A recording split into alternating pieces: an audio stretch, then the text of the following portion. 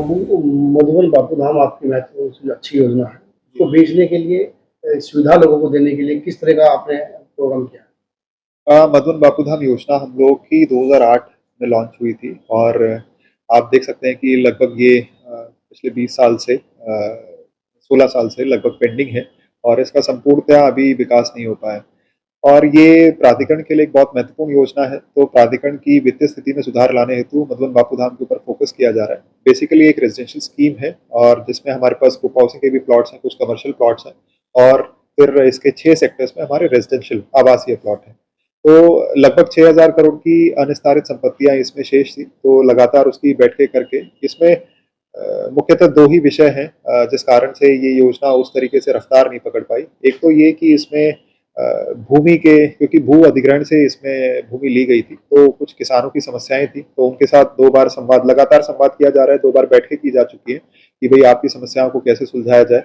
हमारे द्वारा प्रतिकर तो जमा कर दिया गया था जो कोर्ट के द्वारा आदेश किया गया था, प्लस साथ में कुछ प्लॉट्स भी हमें किसानों को देने थे जो कि 646 है संख्या में। तो नक्शे के ऊपर उनका चिन्हांकन करना, किसानों की सहमति प्राप्त करना कि भाई जो उन्हें आवंटन किया है कहीं उन्हें कोई उसमें तकलीफ तो नहीं है, कोई ऐसी बात तो नहीं है, तो उस आवंटन की तरफ हम लोग एक तो अग्रसर हो रहे हैं।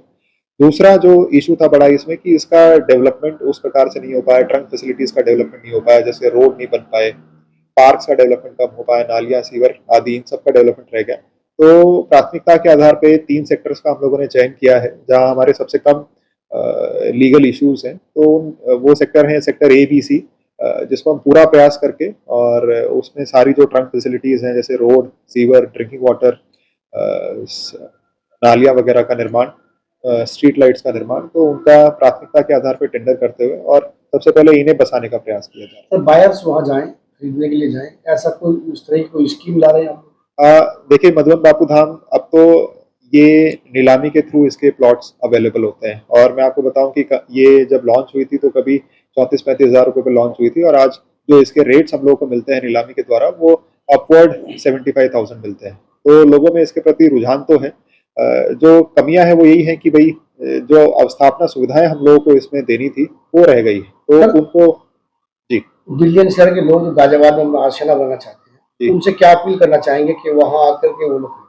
मैं मधुबन बापू धाम में एक तो मेरठ रोड की कनेक्टिविटी के लिए एक हमारा आरओबी था, आपने देखा होगा कि उसका अप्रोच रोड बन गया है और उस पे रेलवे द्वारा भी टेंडर करते हुए ब्रिज का काम करना शुरू कर दिया गया है। तो ये एक बहुत महत्वपूर्ण ब्लॉक पॉइंट था जिससे मेरठ रोड को और हापुड़ रोड को कनेक्ट कर दिया जाएगा, तो बाईपास का भी ये काम करेगा।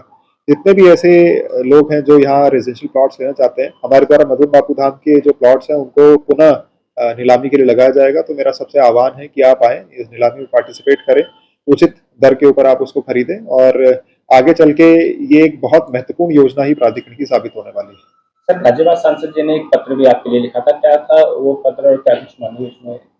सांसद जी का जो पत्र हमें मिला था वो स्थानीय समस्याओं को लेकर था जो जनसुनवाई में उनके पास आई थी। तो उनके द्वारा 2 इश्यूज को बेसिकली फ्लैग किया गया था, जिसमें एक इशू ये था कि जो इंडस्ट्रियल प्लॉट्स हैं मधुबन बापू धाम के जस्ट बगल में, तो उन प्लॉट्स का रास्ता निकाल के और एक अवैध प्लॉटिंग की जा रही है। और दूसरा इशू ये था कि उसमें जो अप्रोच रोड है इंडस्ट्रियल प्लॉट्स का वो रोड खराब हो गया है, तो उसको दोबारा बनवाने के लिए दोनों के ऊपर हम लोगों ने निर्देशित कर दिया। सर कच्ची कॉलोनियां कहीं जो अवैध प्लाटिंग जो होती है सर, इस पर भी कुछ कार्य हो रहा है कुछ इसमें सर, ध्वस्तीकरण के कोई? आप देख रहे हैं कि हर दूसरे दिन गाजियाबाद विकास प्राधिकरण की जो प्रवर्तन टीम है वो 8 जोन में से किसी ना किसी जोन में ध्वस्तीकरण करती है। ध्वस्तीकरण करने से पूर्व हमें समय भी देना होता है, व्यक्ति को सुनवाई का अवसर भी देना होता है, तो निर्धारित प्रक्रिया है, नियम संगत प्रक्रिया अपनाते हुए ध्वस्तीकरण की कार्रवाई की जाती है।